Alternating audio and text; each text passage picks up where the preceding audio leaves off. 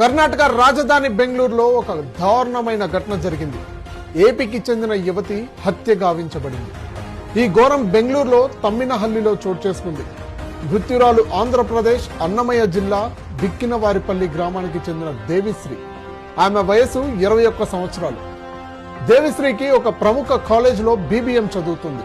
అయితే చిత్తూరు జిల్లా చౌడేపల్లి మండలం పెద్దకొండమరి గ్రామానికి చెందిన ప్రేమ్ వర్ధన్ అనే యువకుడితో దేవిశ్రీకి పరిచయం ఉంది. నిన్న ఆదివారం రోజు ఉదయాన్నే తమ స్నేహితురాలి రూమ్ కి వెళ్ళింది.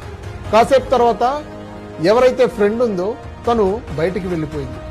కొద్దిసేపు తర్వాత దేవిశ్రీకి పరిచయమైన ప్రేమ్ వర్ధన్ రూమ్ లోకి ఎంటర్ అయ్యాడు.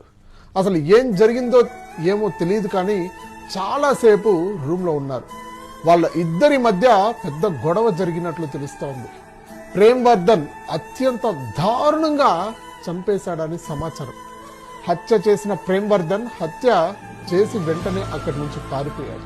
దేవిశ్రీ మరణ వార్త వినగానే వాళ్ళ గ్రామం మొత్తం శోక సంద్రంలో మునిగిపోయింది. కుటుంబ సభ్యులు కన్నీరు మున్నీరుగా విలిపిస్తా ఉన్నారు.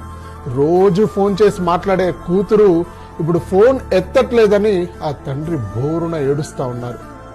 రోజు ఫోన్ చేసి చెప్పేది, నాన్న ఇక్కడ మంచి ఫ్రెండ్స్ ఉన్నారు, నాన్న నాకు ఇక్కడ తిండి చాలా బాగుంది, నాన్న ఇక్కడ నాకు వసతులన్నీ సరిగ్గా ఉన్నాయని చెప్పేది. మాతో ఆడుకుంటూ పెరిగిన అమ్మాయి బెంగళూరులో చంపేశారా?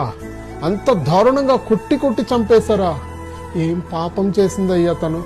ఊరు కాని ఊరు వెళ్ళి చదువుకుంటాను అంటే బిడ్డను చంపేస్తారా అంటూ కూడా ఓనర్ రోధిస్తున్న పరిస్థితి అక్కడ.